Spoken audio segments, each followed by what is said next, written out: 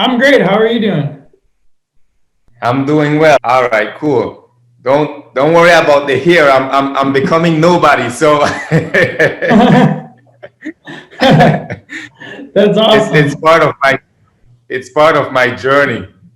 Yeah, I wanted to ask you, how do you pronounce your name, your first name? My name is Cyril Cyril? Urue. Yeah. It's pronounced Cyril. Some people pronounce it Cyril, or some kind of drag it out and say Cyril, or make it shorter, that is.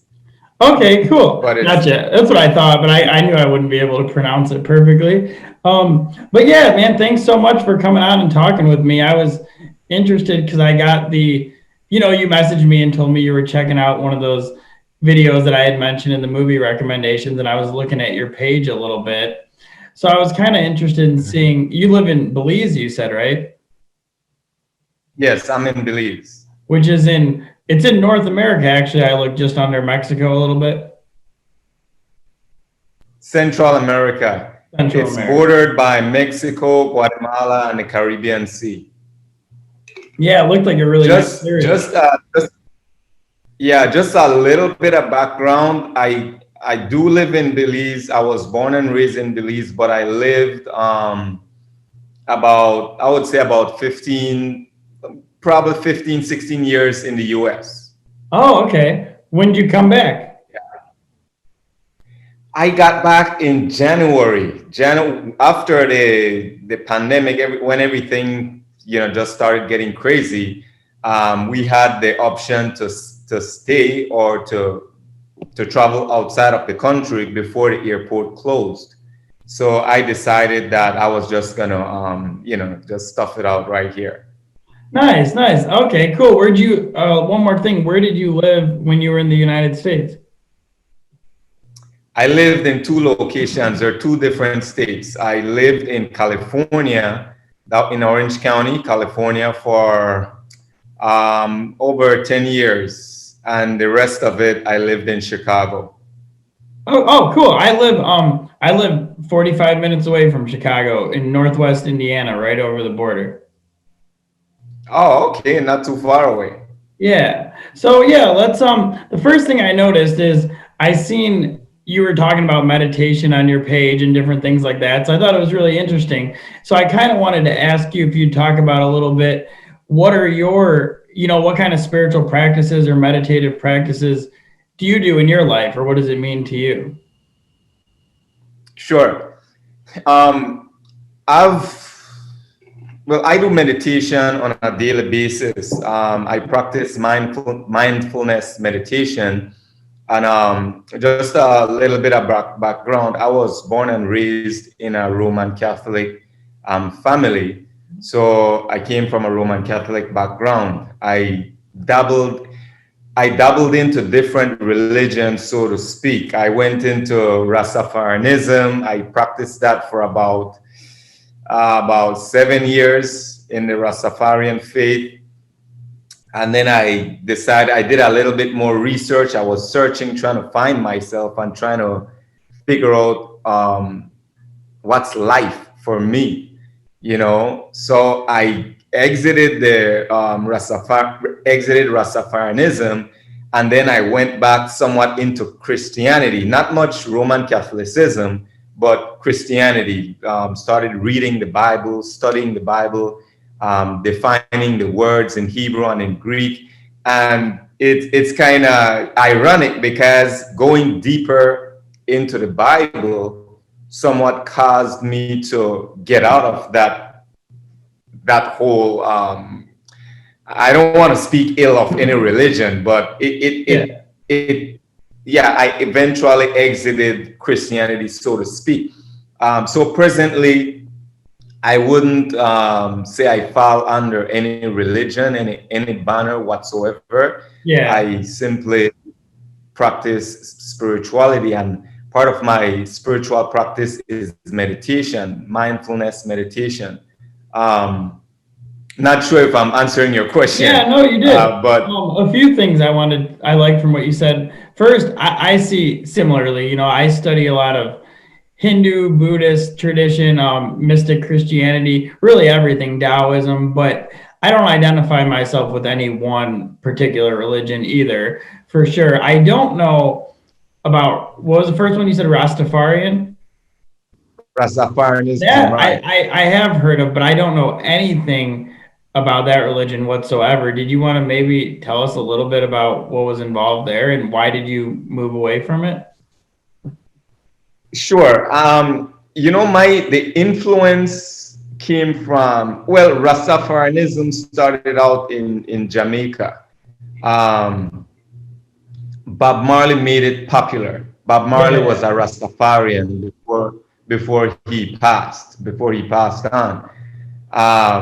But in a nutshell, the Rastafarians believed that Haile Selassie, which was the king of Ethiopia, believed that he was Christ reincarnate. He's a reincarnated Christ. Okay, so that's how they say Rastafari, because Haile Selassie's name, I believe, is Tafari Makonnen. And you could do a whole research on that, but I'm just giving you a summary of it in a Yeah. nutshell. So they subscribe to the idea that Haile Selassie is, I believe, the 225th descendant of King David. Um, yeah, and they look upon him as Christ. Okay. And then do they So have, that's basically. But just to add to it, Alex, with Rastafarianism, it's it's a huge shift away from Christianity. They do study the Bible. They do believe a lot of what the Bible teaches, but they're more grassroots. They're more like the diet is strict. Most of them they don't eat meat. And that's for because of religious reasons. Okay, so that's a huge part of Rastafarianism as well. And of course, most of them they participate in marijuana, in smoking marijuana I see, I see. as a ritual. Those actually were Yeah. two things that I wanted to talk to you about. One was diet, actually, because I seen you posted a few things about food and stuff and encouraging people to eat healthy. And that, I was wondering that, do you have any ideas about that? Are you vegetarian or vegan, or do you eat meat, or what's your philosophy in that area? My journey is somewhat. I try to be careful in saying unique, but my journey has been that of I use myself as a guinea pig, so to speak. Um, I came from Rastafarianism, whereby dieting was religious, right? It was based on my religion. I was doing it because I feel I need to be. I'm better if I don't eat meat. Yeah, I you're am a better person if I don't eat food that hasn't any type of preservatives. So that was my Rastafarian experience when it comes to dieting. Now I consider myself to be a vegetarian. I have been a vegan in the past, not too long ago, where I didn't eat any meat at all. But my diet, I keep a strict, not too rigid diet, but I'm more vegetarian than anything. okay. Yeah, I was wondering because I too, when I was a kid, I grew up also in a Christian Serbian Orthodox church, which is Christian, and we used to, sometimes fast around like holidays or only eat fish and stuff. But when I was a kid, it didn't really mean anything to me. I didn't know any better.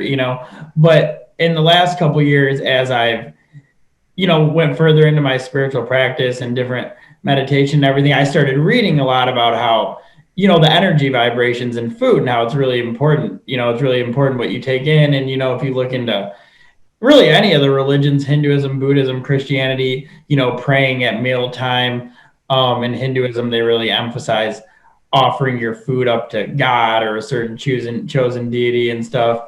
And so Right. went I still eat fish, but I'm trying to get there. But I've been mostly eating vegetarian and vegan food, no meat or dairy or anything, but I still eat fish on occasion.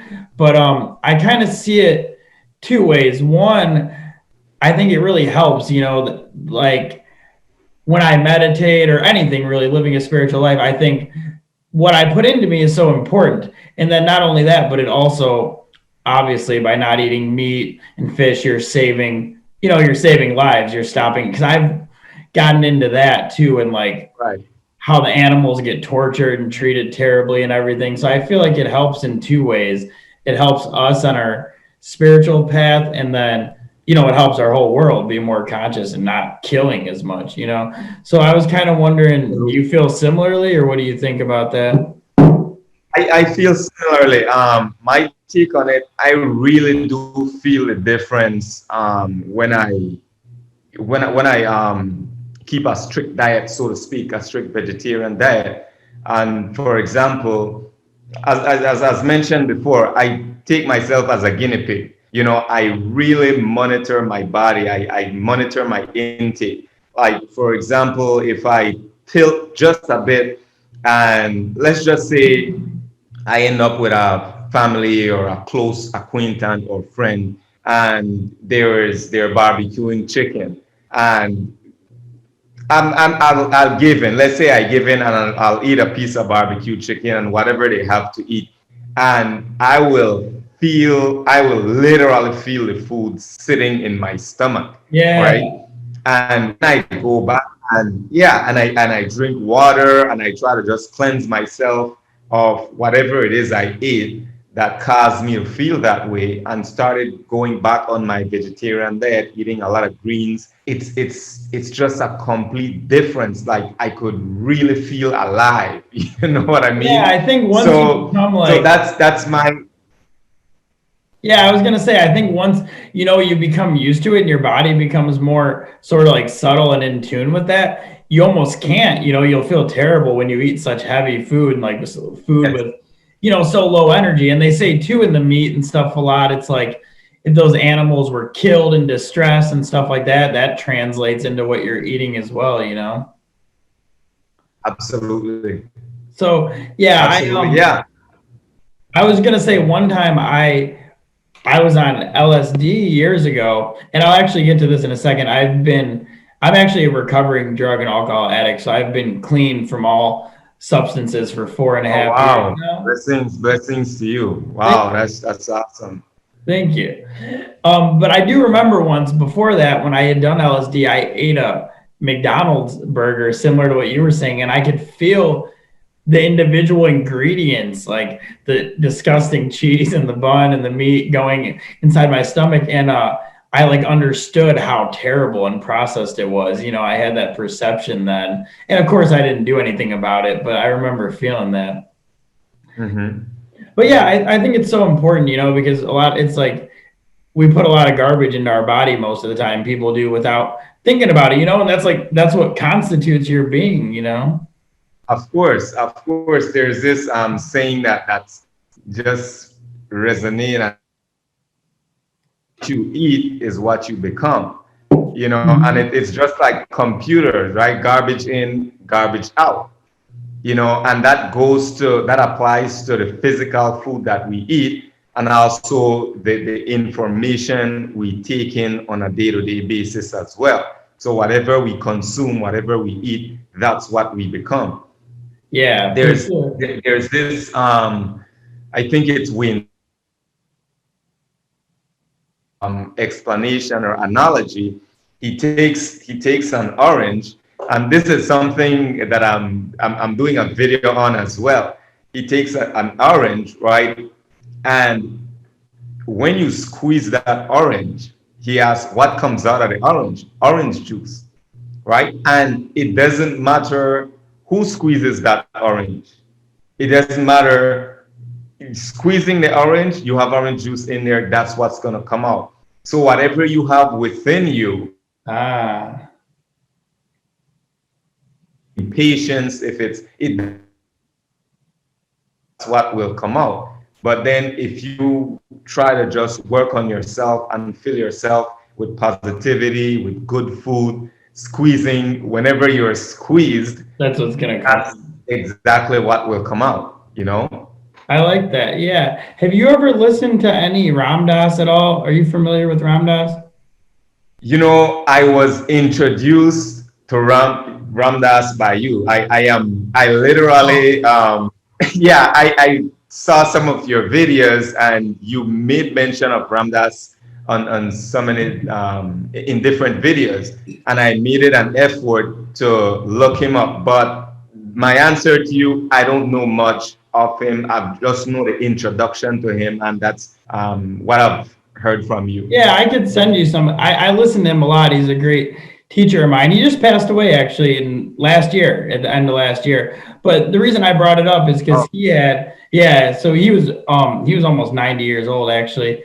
But he had a teacher when he was a lot younger, when he first went to India and started his spiritual practices, and his teacher was named Haridas Baba, and he would say that his teacher was so, he was really subtle, and he was spiritually, he was connected to the point where if his food was cooked by people that didn't cook it in a loving manner, because they really stress in Indian philosophy and culture like that it should be cooked with love, and even people will chant kirtan and stuff when they're cooking. He said he would get sick. Like when they came to the United States, if they eat at a restaurant or something and the food wasn't cooked with love, he wouldn't get sick. Ramdas wouldn't because he wasn't that subtle yet, but his teacher would actually get sick from eating this food. So that was another interesting perspective that I think it depends too on how conscious you are when you're making the food as well. Like what kind of energy vibes you're putting into it.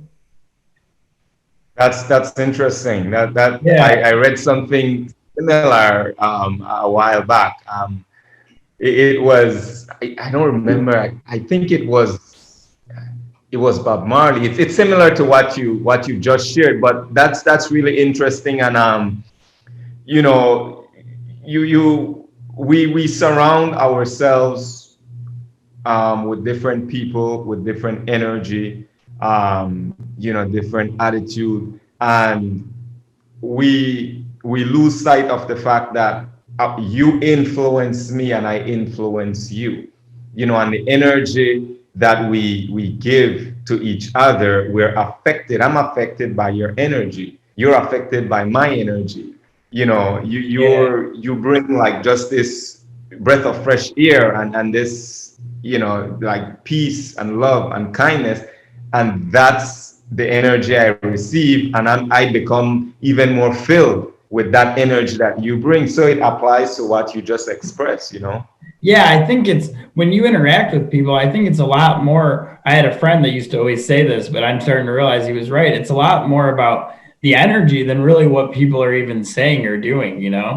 Because I could say the Yeah, same thing, I could say the same thing to you and the same thing to somebody else, and it really doesn't matter who you're hearing it from. It's like, how there's the energy behind it, where I could be doing the same act as you, and you might be doing it really consciously and really aware and bringing love to it, and I might be all angry and bringing hate and separateness to it. So it's really more internally in the energy than as opposed to being the importance of what we're actually saying or doing. of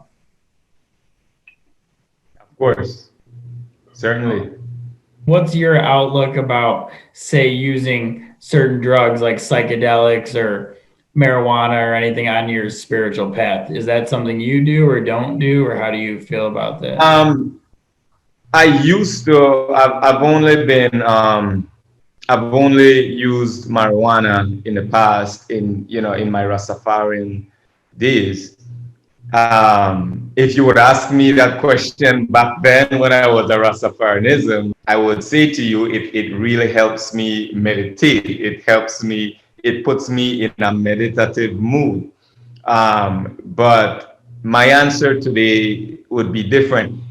Everybody is entitled to their own journey, to their own experience. So if there's anyone out there that's using marijuana and they feel that it's helping them with their journey, with what they're doing, then there's this. I'll digress just a bit, but I'll come right back to answering your question because I want to stay on point. I attended a Vipassana meditation. I'm not sure if, are you familiar with I am. Vipassana? I do practice it, but I've never been to one of the retreats. But I do practice Vipassana meditation. Okay, attended Vipassana meditation retreat. That was in January, actually, mid-January, and when you're there, you're locked out away from the world. You're not using electronics. You don't have your cell phone. You don't have your computer. Literally, you're just locked away from everything. And when I attended that meditation, I learned, because you meditate probably, let's say, about 8 hours, 8 to 10 hours every day for the 10 days, and you take a vow of noble silence. So you're not able to speak for 10 days, right? You pretty much live like a monk. Um, and that helped me to get in tune with myself. And when I say myself, I'm not referring to this physical outward appearance, this container that hosting what we probably refer to as the soul. Now, with marijuana, I I wouldn't say that it helps me to meditate. Um, my personal take on it, it gives me while it relaxes my mind, it gives me a false sense of, it gives me a false sense. I'm being very careful with my words because there is a thin line. There is a very, very thin line, and I'm speaking from experience. There is this side of the fence whereby you feel that you could really focus and just be in the present moment. You're not bothered by your surroundings. You're not bothered by what this one thinks about you or what she or he. You're just in this serene moment, right? But there's also this side of the fence that gives you a false sense of how do I say it? If you could accomplish what I just expressed without marijuana, I think that's the greatest Yeah, it's more. level of meditation and being one. It's more authentic. You know what I mean? It's more Yeah. authentic. It's more, that's where you can test your strength, if you may call it that. That's where you can test your spiritual strength, so to speak. So I'm not sure if I don't want to confuse you and confuse your audience, but Oh, that's my take, and I hope it makes sense. yeah. Or you're free to ask the question again. No, it does. That's really similar to how I think. First, I was gonna say I did try to do a Vipassana meditation retreat this year, but then they all shut down because of COVID, so I wasn't able to. But no, I agree. When I was Yeah. drinking and getting high and stuff, I never really, I used to smoke weed every day for a long time, but I never used it for that purpose. And but I did using psychedelics, like using DMT. I had went out of my body using LSD. I could see that everyone was interconnected, and I could see like energy and auras around people and had intense love. And that was before. That was when I wasn't on any kind of spiritual path. It just kind of happened by chance. But no, I've noticed in recovery, I agree. And actually, I was going to talk about Ram Dass again because he did this with psychedelics. He did for a long time before he went to India and started teaching and everything. He, for about 10 years in the 60s, was basically trying to find God through LSD.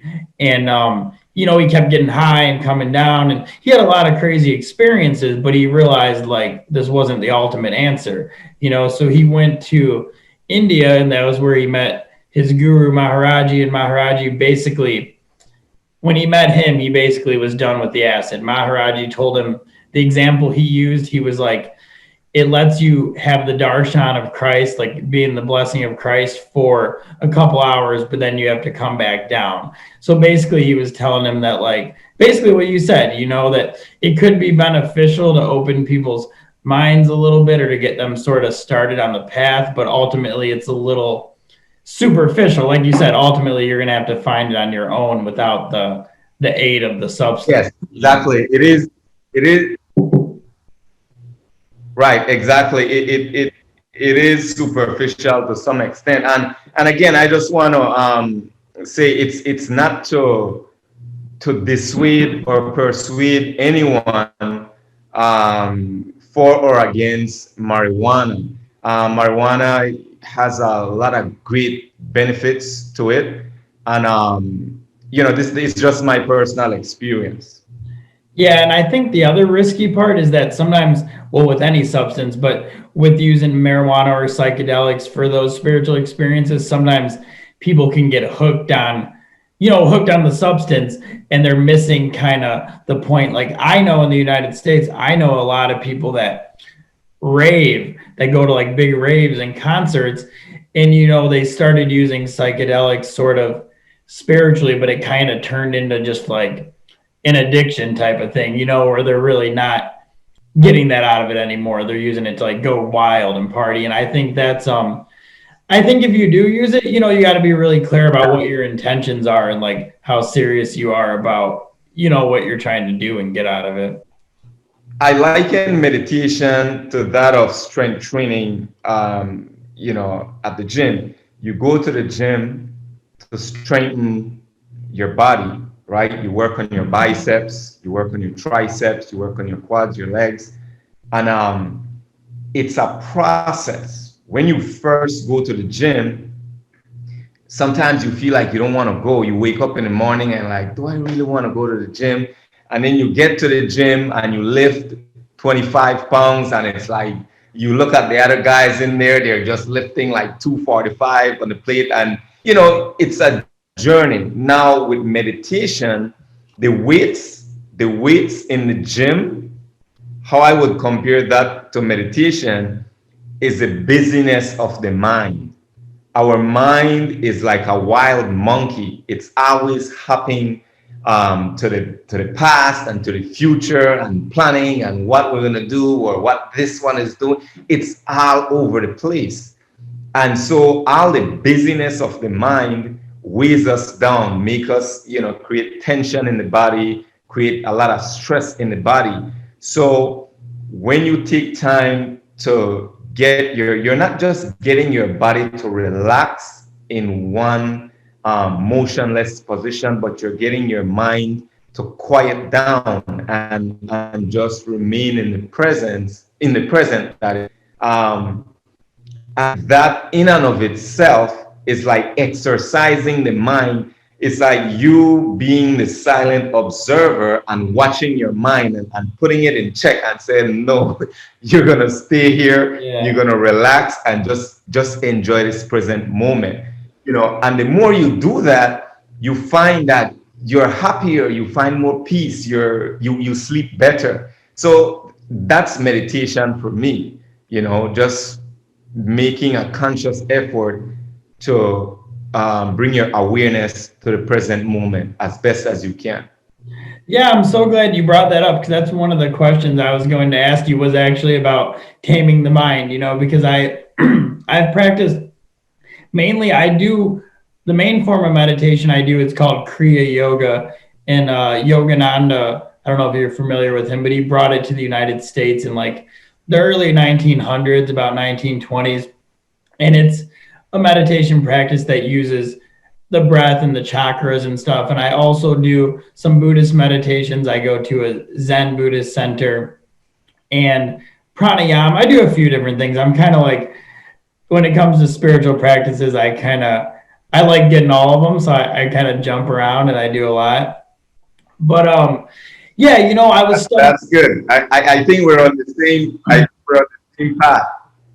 Yeah, and I was studying some stuff I was looking at for a while was saying, I would listen to Alan Watts and he would talk about how you couldn't really train the mind. And then it got me thinking differently for a while, but I realized, you most definitely can. It's just it takes a lot of practice and it's difficult. And I think a lot of people that I know that try and practice meditation, they get discouraged right away because they think, oh, I'm having so many thoughts, like this will never work, or like they think that they should have a quiet mind automatically, otherwise meditation's not for them. But I try and explain to them that it's like that for everybody, it's like that for all of us. That's why we practice, because we all have that restless monkey mind, and it's sometimes you can practice for a long time and you might not think you're getting far with it, but I think internally a lot of changes do take place. And then over time, you will see the results, and then Yeah. it also starts to permeate your everyday life. The more I practice, the more I notice over time that I'm more conscious in everything I do. Like I'm more present, I'm more aware, less things bother me as much. And, it's just all part of a practice, it's all part of the practice. Yeah, yeah, of course. Totally, I agree with that. It takes time. Everybody's journey is going to be unique. I think for me, I'm not going to lie and say when I started meditating, I was just consistent. I wasn't consistent. I started meditating. I would start for 5 minutes, 15 minutes, and now I could do like 45 minutes to an hour meditation. But my journey was like this, you know. Yeah. Um, yeah, you find, and then you'll go days without meditating, but you will get to that point in your life whereby you feel as if though when you don't meditate, you're like, I didn't meditate. You really feel like it's almost like you didn't eat. Yeah. So there are times, yeah, there are times I don't. It's not because you forget, but it's because life happens, and you find that the day went by, and did I meditate today? It's almost like I'm hungry. I need to eat. So everybody's journey will be unique. Yeah, I think the discipline to keep showing up and doing it is hard. And I think a lot of people struggle with that. And I have too. But one thing I do stress, I'm big into awareness and the fact that, the mind is basically phenomena happening, whether it's good or bad, there's going to be good thoughts and bad thoughts and different emotions. So what I also try and tell people during meditation is that, if you think you have what you'd call like a bad one, like your mind's racing and you can't focus, that's okay. Don't be so attached to the one time, like just keep sitting down and doing the practice. Yeah. And if you have a bad one, that's just as interesting if you have a good one, because it shows you how untamed the mind is. It shows you where the work is that you have to do. Yes. And it's interesting. Yeah, it's interesting you said that. Lately, I've been studying a lot about the ego, right? And the ego is a major part of how we think, of our thoughts and our mind, and how we approach life on a whole, and how we approach every situation, right? Our ego gets in the way of everything. I'm still working on myself. When you meditate and you find that your mind is just busy, and you need to do it right, you want to eventually get to the level of somebody that you admire. Maybe, get to Alex's level or Cyril's level and say, I want to be able to meditate like Alex does. And you put yourself to meditate and your mind is just busy and you feel like you're just not meditating. So it's the ego. When we learn to identify the ego, and not identify ourselves with the ego, you will find that you become more free. You relax more. You do things like you're just flowing. You're not doing it to prove anything. You're not doing it to prove to yourself. You're doing it because you're simply flowing. Yeah. And if you allow your ego to get in the way, and yeah, a lot of people might not understand, or they might misinterpret what I mean by when I say the ego, right? everything that we do, our ego try to get in the way. So for me, I learned that I had to get to a point in my meditation practice whereby if I had a day, I wouldn't, no day is a bad day for me. It's just an event that happened. It's an event, and I become this person, this life force in me, which is the life, becomes a silent observer, and know that if I put myself to meditate and I just not have I'm not having that peaceful, that zen, that bliss moment where I'm just in the present and my mind is just wandering for whatever reason, I didn't have a bad experience. It was, that's how it turned out. Yep. And I'll do it again later on in the evening or tomorrow, and I'll just continue, so I try to eliminate the ego. Yeah, I smiled when you brought up ego because that was another question I was going to ask you. And because I was looking through your posts and I seen one where you were talking about ego identification and ego enhancements. It was a picture of you in the water. And so I think there's two aspects to it because one, yeah, I think we cling so much to wanting to feel good all the time or like feel happy or feel blissful, and we try and push away the negative feelings and stuff, which is really just aversion, and you can't really get rid of the ego or anything by beating it away or by like denying it, so I think for me it's became a lot of, and what I tell people a lot and practice myself is keeping the awareness that like, okay, like here's some good thoughts, or maybe I'm feeling sad or depressed or anxious, and that's okay, that's just part of it too, like rather than trying to push that away and just cling to feeling good all the time. If I'm going to be really free, I have to be okay with everything that is. And then also, though, paradoxically, I think as you get more free, as you give less attention, to pushing away your highs or your lows and clinging to your highs, over time it changes to where you do become more peaceful and you do become more blissful, and those sad feelings or whatever, those angry feelings or that depression, will usually start to happen less and less, because you're not giving so much energy to it and you're becoming more spacious, more aware. So I don't know. So I think Yeah. ego, oh, go ahead. No, no, no, I'm listening. You go Oh, I ahead. was just gonna say, I think for me, I've seen the ego as like two aspects, like it's gonna be there, but it depends how attached you are to it. And when you become less attached to it and give less energy to it, then like it also stops being such a dominating factor in your life. Certainly. Yeah. It's like I mentioned in that post, we try to enhance ourselves, right? We want everybody to know about the car we drive. We want everybody to know about the friends, the great friends we have, or oh, we're friends with that celebrity, or this, this is the places I visit. I'm traveling, and the clothes we wear, the type of shoes you wear.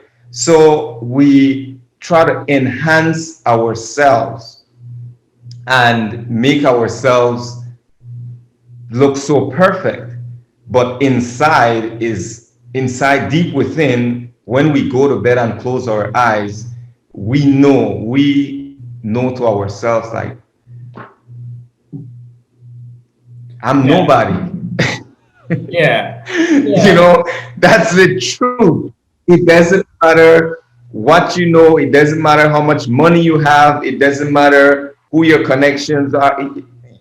You know it doesn't matter. And we try to identify ourselves with what we have, with what we've accumulated over the past. But then the true life in you, the life in you is saying that it's a weight, it's a baggage. You know, you when we get to the point where we learn to identify that, yeah, we do need these things, we do need clothing, we need food, we need a roof over our head. But when you start to identify yourself with the things that you own, the things you have, the people you connect with, it becomes your ego, and then that life within you, you suppress that life, and then you become more stressful, you're easily agitated, you're easily angered, and all these things, your life just becomes miserable. It doesn't matter how much you have, because you're always going to keep wanting more, you know?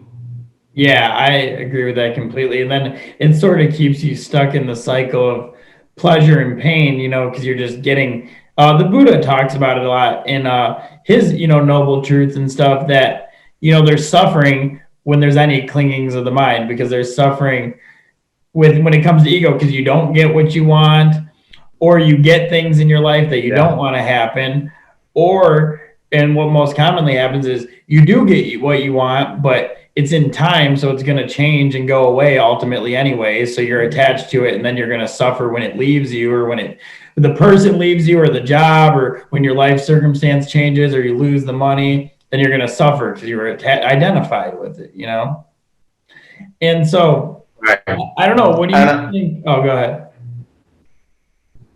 You're going to no, say? I'm listening. I'm listening. Oh, no, I was just saying, I don't know. What do you think? I mean, the way I see it kind of is the ego, ultimately, it is illusion anyway. So basically, we're just strengthening this illusion. And it could even be, I noticed even getting on a spiritual path that I can do it with spiritual things. Like, say, really involved in 12-step recovery programs since I'm in recovery. So I do a lot of just speaking at treatment centers and working with other addicts and like sharing at meetings and stuff. And I noticed, I could tell somebody, be in a conversation with somebody, and I just throw in something good that I did and not try and make it the center of attention, but just say it, so they know I did that good deed. And that's ego too.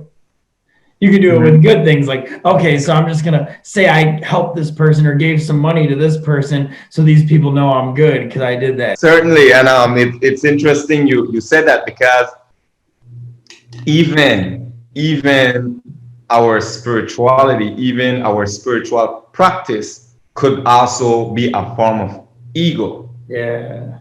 Yeah. And we have to be careful of that. The ego identifies more with time, right? It strengthens itself with time.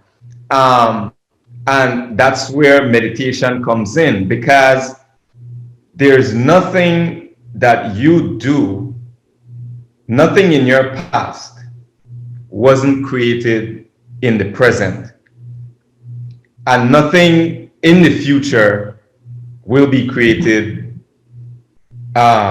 Nothing in the future can't be created outside of the present moment. Yeah.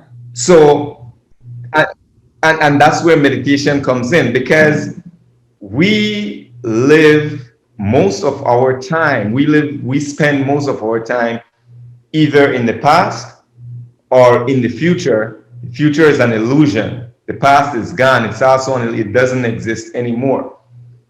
The only reality that we could really feel is now, in the present.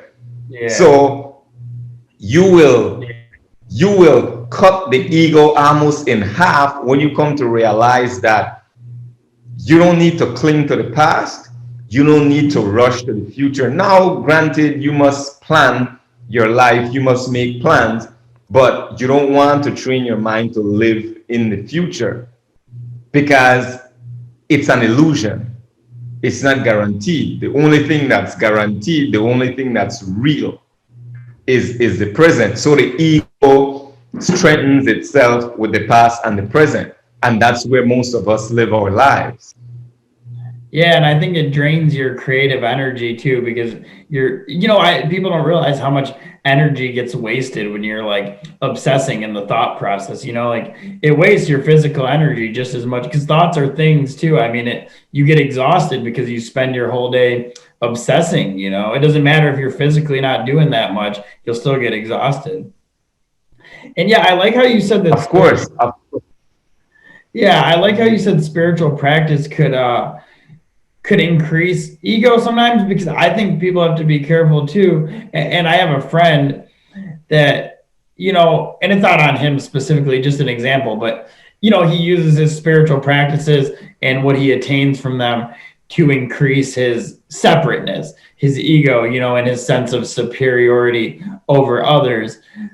And you could do spiritual practices and get more power and use that to try and attract money or attract the opposite sex or attract whatever. But then it just that gets you really caught, and then I think if you do that, you're really opening yourself to a lot of suffering and just a lot of karma. So you got to be, that's like a pitfall I think people have to be careful for on the path, is not to use spiritual practices to make me separate. I want to use my practices to be more in unity, more in harmony, not to increase my separateness.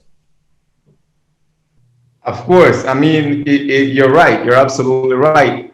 Having knowledge could be could be used as a form of ego, could be used to strengthen the ego. Your spiritual practice could be a form of ego as well, could strengthen the ego. For example, let's just say you have a pen. Give you an example. Let's say you have two pens. You have a black pen and a blue pen, right? You the ink out of the black pen, you exchange, right? You take the ink out of the black pen and place it in the blue pen, take the blue ink out of the blue pen, place it in the black pen.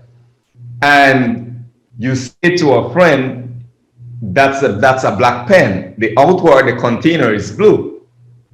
And the friend will say, no, it's not. It is a blue pen. And you're saying, no, it's a black pen. Okay? So the truth is the truth. The truth doesn't need anyone or anything to defend it. But because you have knowledge, and someone is arguing with you and telling you you want to defend the truth.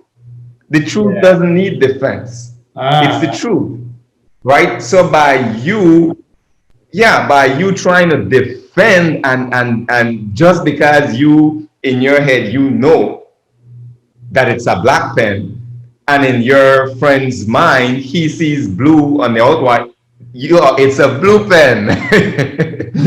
So both of your ego will get in the way.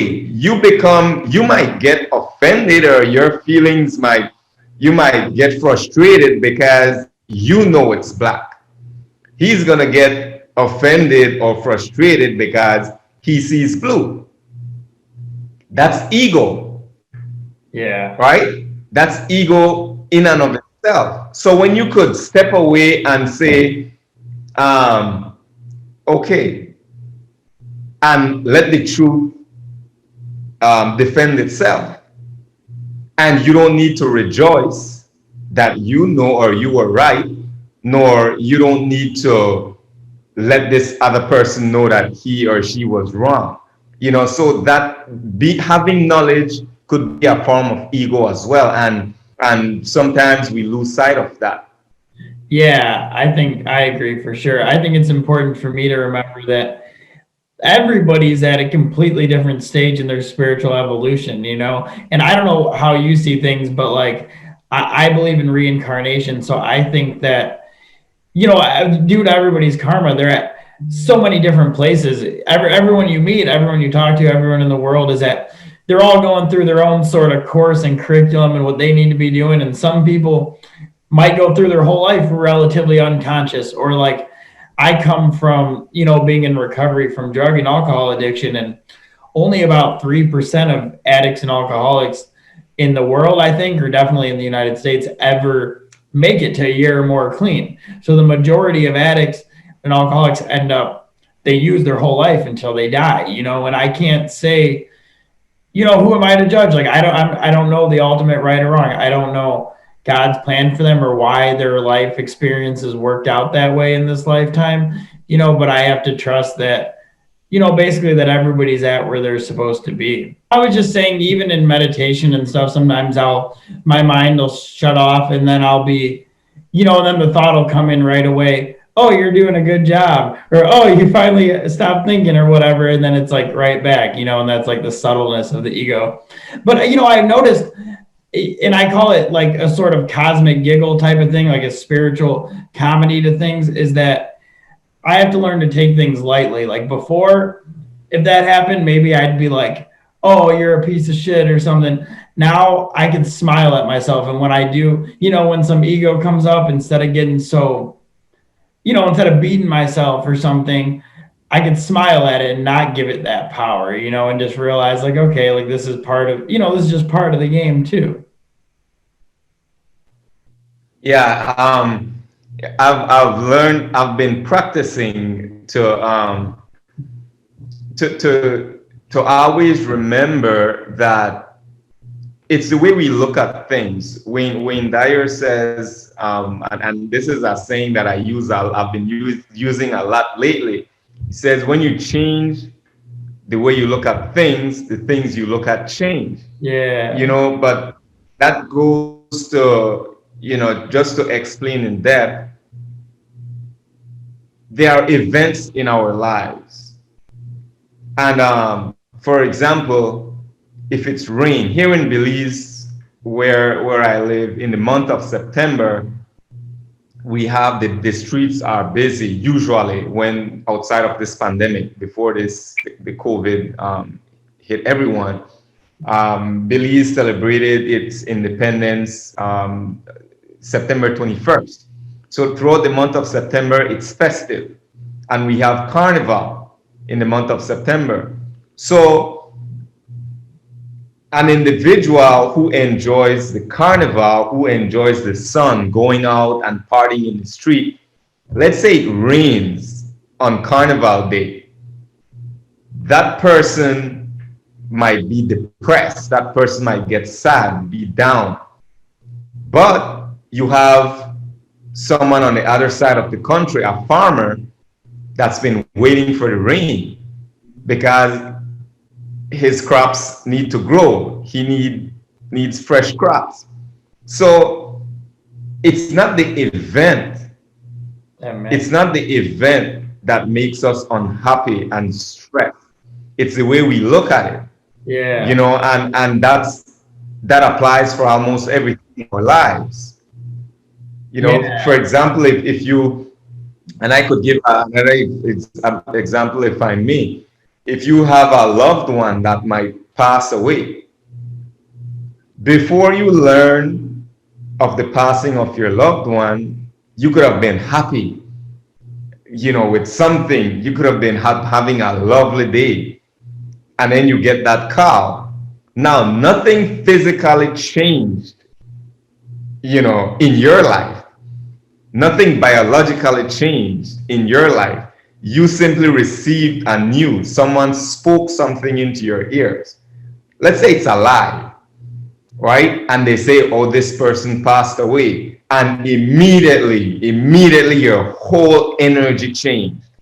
Yeah. Just off. That simply means that it's how you think. Yeah. So it's how you think, what you put yourself to think about, and how you think about it, how you look at things, that determines your mood or your energy. Yeah. It reminds me, the Buddha said, he was talking about our attachments where our mind clings. And he's like, hey, if your family member, someone dies, your family member dies, then you're sad. But if somebody in the village next to you dies, then you don't care. But really, it's the same thing. A person died, but one you hurts you because you have attachment. The other one, you don't care. It's the attachment. You said it. It's right. It's that attachment. Yeah, and no, I like when you said Wayne. Well, I was going to ask you because I think I seen you posted something to his. Wayne Dyer he was really the first teacher I had when I got into recovery. He was the first stuff I came across. Change Your Thoughts, Change Your Life, and I've read his autobiography and a lot of his stuff. He's really awesome. You listen to him? Right. Yeah, I've been reading. Yeah, I read a lot of his stuff lately, and he's great. He's a great guy. Yeah. So, kind of the last thing I wanted to ask you, I know we're coming close to finishing up. Which is interesting that all the things I want to talk to you about, they kind of just came up anyway in our conversation. But something I was looking at on your page and what I kind of feel strongly about is suffering in life. I feel that suffering is grace or whatever you want to call it, that even though we don't want to be suffering and we don't purposely do things to make ourselves suffer usually, um, that a lot of times there has to be suffering, and a lot of times it leads us to spiritual growth, and it leads people to see God in the situations that are most painful, are what opens us up the most and what makes us look inward the most. So I don't know if you have anything you want to say or how you feel about suffering, because I do think that suffering's inherent in all life and it's going to go on. So it's like, by pushing it away or denying it, or like, I know certain people, like I would watch the movies about how we kill animals and everything, and I'd try and get other people to watch them, and they'd be like, no, I don't want to watch that because it's going to ruin meat eating for me. And I still ate meat after I watched that a couple years ago, but I wanted to know, like, I'm not going to push this away. Like if I'm eating the meat, I'm eating the meat, but at least now I know what I'm doing and I know what's going on. I'm not going to push this suffering away and pretend it doesn't exist. So I don't know if you have anything, how you feel about that. In terms of suffering, it all depends on the context in which you're asking, but I could answer in general. In the 10-day, during the 10-day meditation session that I did, the Vipassana meditation session, we learned to be aware of the law of impermanence. Nothing is permanent, not even suffering. So that has become part of my meditation practice. So even, for example, with yoga, I've been actively practicing yoga for the past I would say 3 months, more or less, and I've been bringing my body to get used to certain poses that my body is not used to. Right now, this might be on a very low level compared to other suffering, but nothing is permanent. So when we get used to the law of impermanence, we get to endure things. Our endurance level increases, right? And that could be pain, in physical pain. It could apply to losing a loved one. It all boils down to how you look, your perception, how you perceive things. How it really and truly boils down to who you are and what you believe, how you carry yourself as a human being. So, and maybe you could feel free to ask the question in a particular context, because I could only speak of it or answer it in general. No, yeah, that's all I was getting at. I just am saying that there's, because it's so vast and there's so much suffering in the world. Yeah, and it could be anywhere. Mental suffering could be little physical things. It could be, people you see starving or sick or in poverty or whatever.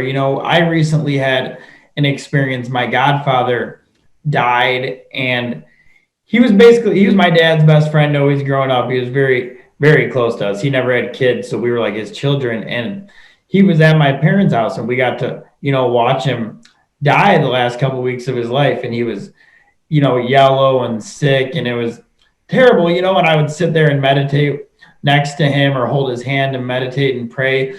And it was just weird because I was, with all the pain and suffering going on, there was also a lot of peace, and there was also, I was so grateful that I could be there and not and that is like what Buddhism has meditations where they'll sit at funeral or at crematoriums or like crematorium sites and watch burnt bodies or burnt bones, because that's part of impermanence. So it was interesting just watching the life cycle and being there with that, because a lot of times I know in the United States particularly, death is like thrown under the rug and it's like hidden away, and people don't let their kids see it. And they kind of, people die in the hospitals and no one's really around them. And they tell people you're going to be okay, even though they know they're dying. And then, the family will be like, you're all right. Yeah, And they'll walk out of the room and be like, he's not going to make it.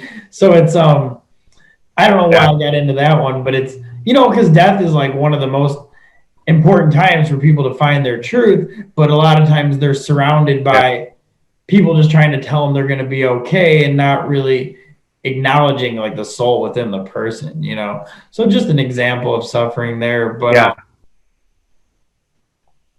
yeah, so I was I'll give you an example. I'll give you an example. I never thought I would share this, at least not this early, but I'll give you a really, really personal example. In one of the reasons why I decided to stay in Belize, I was in Chicago. Actually, I went to do the 10-day Vipassana. That was in January. When I got back, when I returned, and the airport, they said that the airports are going to close. I think that was in March. I decided that, okay, I'm going to stay simply because my mother was ill. She's been ill for quite some time. And I said, okay, I don't want to leave, and then I won't be able to come back due to the pandemic. So I decided to stay. And sure enough, as time progressed, she got worse. Her illness worsened. And at the point, she passed in June of this year. We took turns, her children, me and my sister, we took turns to go with her at the hospital, and so I sat with her probably a week, or maybe a week before she passed on. And she had tubes in her nose, and I was looking at her. My mother is a strong woman. you know she's known all over the community. Everybody in the community knows her. She's a very strong woman, and I looked at her weakest point, whereby she's just motionless in the hospital with these tubes stuck in her nose. And I'm there sitting next to her, and I'm communing within myself, with all the spiritual training I've been going through, with all the research I've been doing, with all the meditation I've been doing, all the studying I've been doing.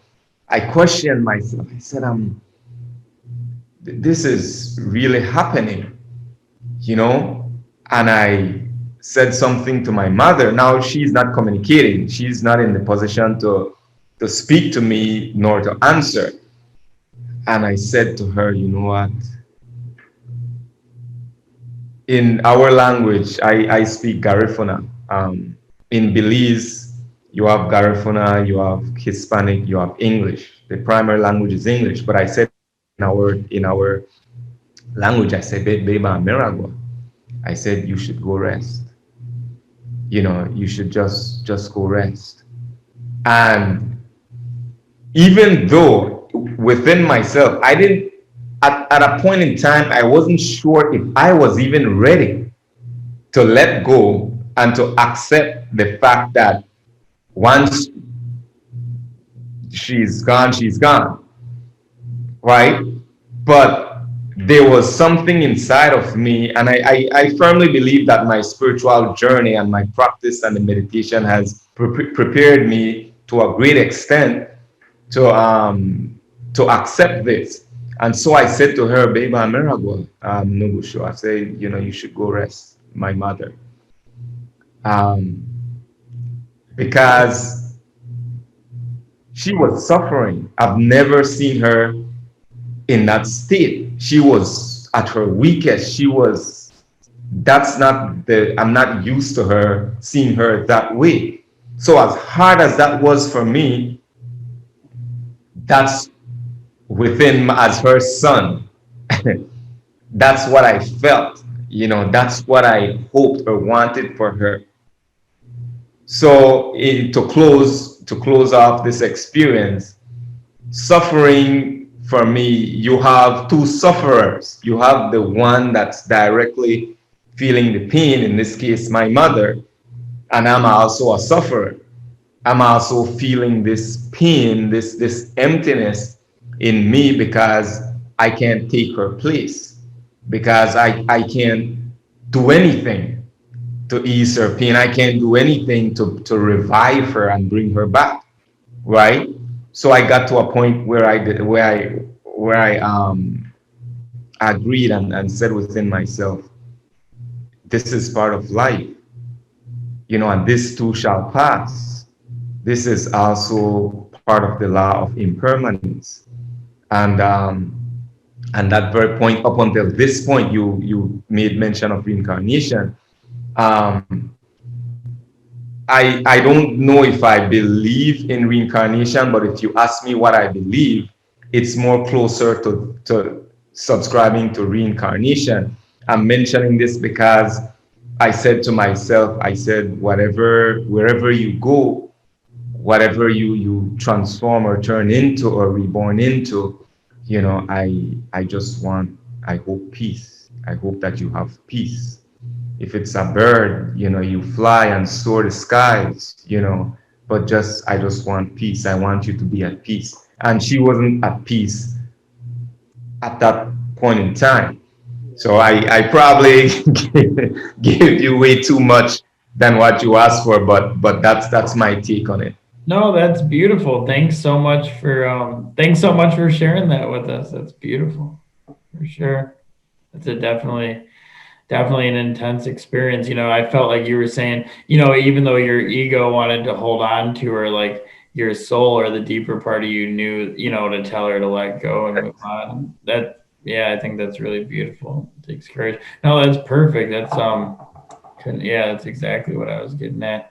Um, yeah, thanks so much. Before we wrap up, I just wanted to say, thank you. And what kind of yoga have you been practicing? I don't. What I've been doing is it's kind of I chuckle a bit because I've been following every a little bit of everything, but ending of this month, I plan to get my yoga certification to at least do 200, about 250 hours. But I've just been dabbling in just the poses and, getting my Cool. body flexible. Yeah, I was wondering. I've been doing yoga for about a year and a half now. I do the Kriya yoga from the temple, which is more meditative but has some postures, and then I do Vinyasa yoga at studios. I do it in hot yoga studios, and then I've done a little bit of yin yoga too, which is a slower on the mat yoga that came from Taoism from China, which is a really cool one too. I don't hear about it as much, but they do have it a little bit out by me, and it's a nice one. But no, I was just wondering. Uh, Yeah, thanks so much. And you said you have a video blog also, but it's not up right now, right? yeah, it's not up right now. I'll send you the links to my video blog, to my pages, as soon as I have everything set up. Right now, I'm kind of just working on the back end until I have all my content in order, and then I'll just keep posting. Okay, yeah, cool. If you have anything you want, any links you want me to put in the description here to this video to any of your stuff, just let me know and send it to me. Otherwise, in the future, once you get things set up, you could just let me know then and I could post it at that time and stuff.